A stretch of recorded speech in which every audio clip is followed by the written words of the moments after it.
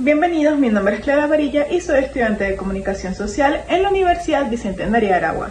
Y el día de hoy, para la materia de Psicología de la Comunicación, vamos a hacer una recopilación y un análisis de todo lo aprendido en la materia. Durante este trimestre vimos 3 contenidos.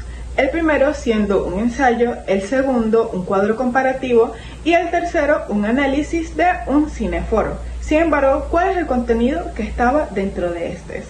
Primero vamos con la primera unidad, la cual fue un ensayo. Este ensayo se trataba de la psicología social.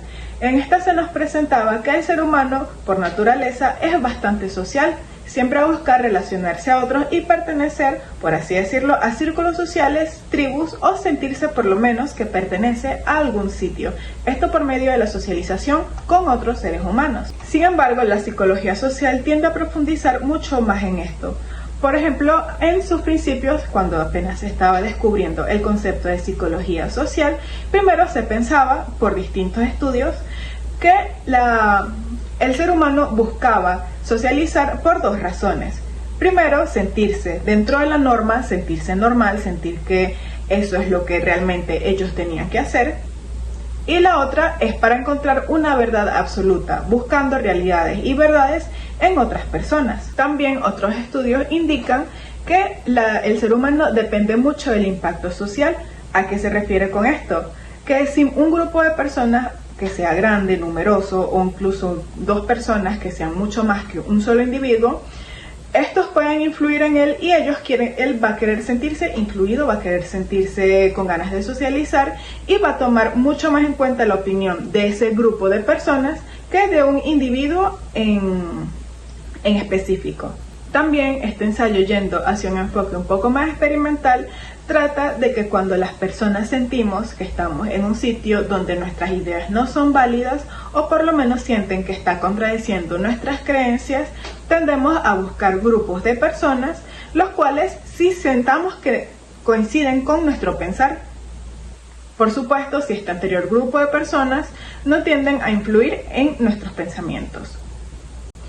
En las interacciones sociales, por supuesto, también muchas veces para evitar que se sienta incómoda, nosotros inconscientemente nos creamos como una jerarquía dentro de cualquier interacción social donde existe un estatus, es decir, si una persona es jerárquicamente superior, más inteligente o por lo menos un poco más conocedora que tú o está en el mismo nivel que tú. También existen los roles, qué rol tienes que cumplir. Por ejemplo, cuando un amigo se siente mal, tú sabes que tienes que cumplir el rol, por así decirlo, de mediador, de un terapeuta, de una persona que quiere solucionar el problema de su amigo y su amigo está cumpliendo el rol de una persona vulnerable.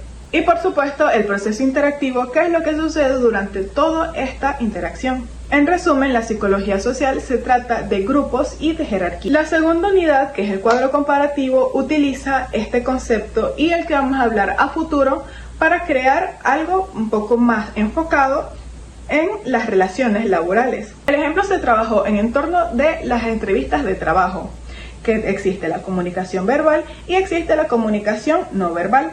Por supuesto, en la entrevista de trabajo lo que se toma en cuenta principalmente es lo que estamos diciendo, lo que estamos respondiendo, que es la información primaria que necesita, por así decirlo, el reclutador.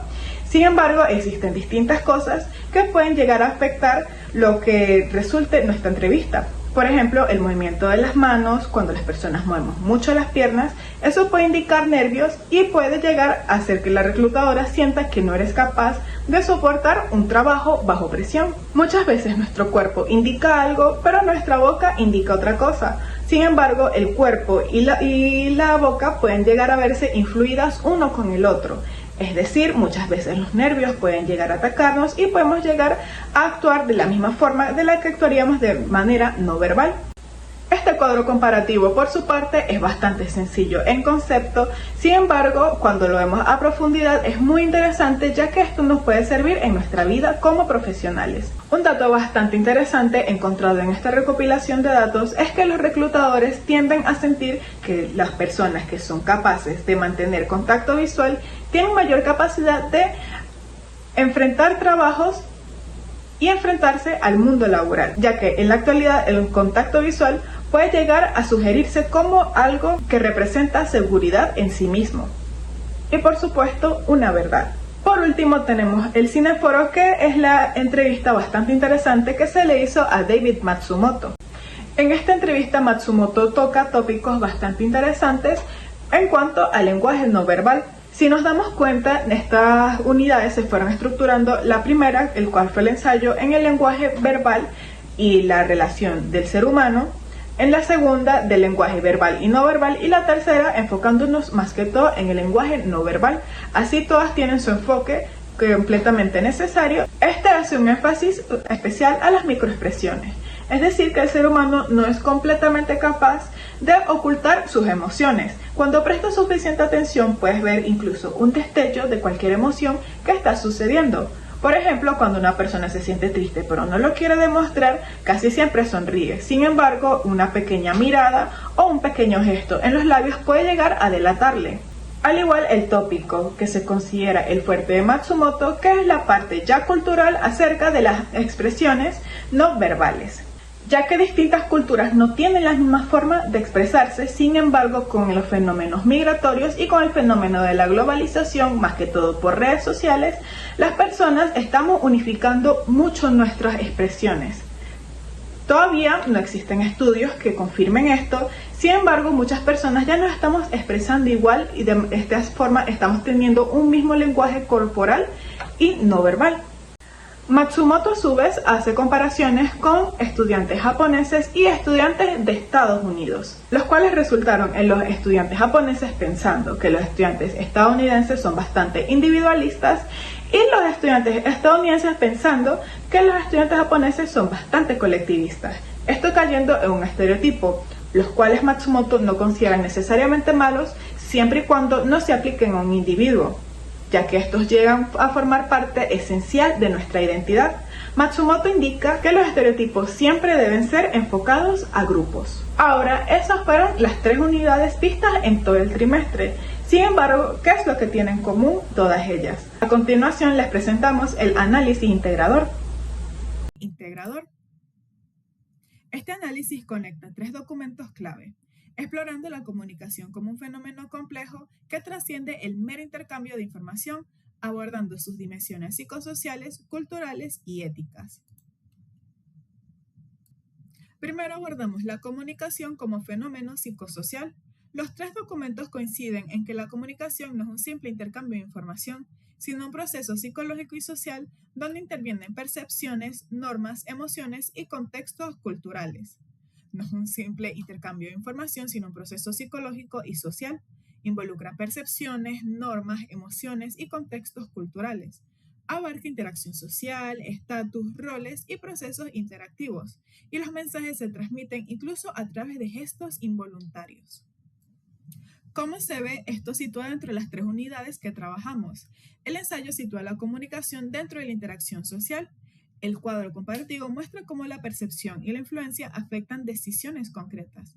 El cineforo, por su parte, demuestra que incluso los gestos involuntarios transmiten mensajes que escapan al control consciente. Y por supuesto, la tensión entre la universidad biológica y la diversidad cultural, la cual vamos a ver a continuación.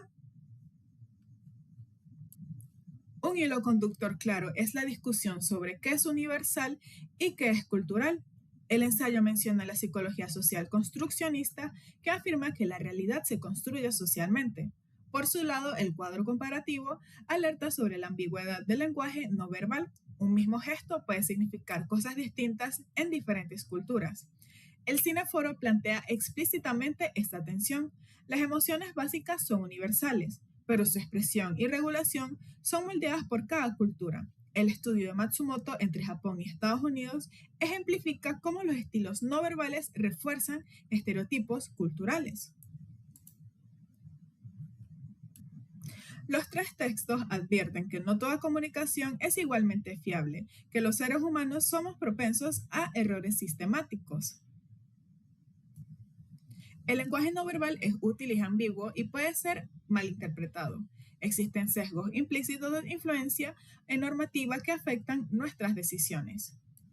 Por su parte, el cuadro comparativo habla de forma más explícita de este tema. La percepción es fácil de aplicar, pero poco fiable, como así lo vemos en el primer punto, que es el efecto halo o la proyección. El lenguaje verbal estructurado es más fiable, pero requiere entrenamiento. El no verbal es útil, pero bastante ambiguo.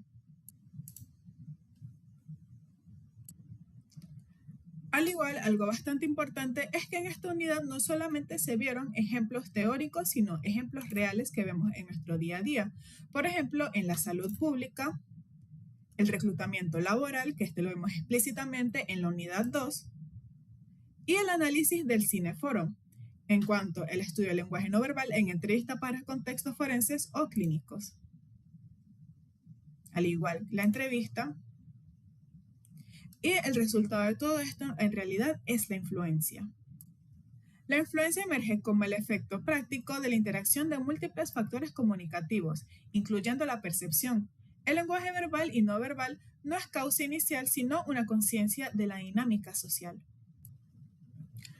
Y culminamos con la ética y responsabilidad en el estudio de la comunicación.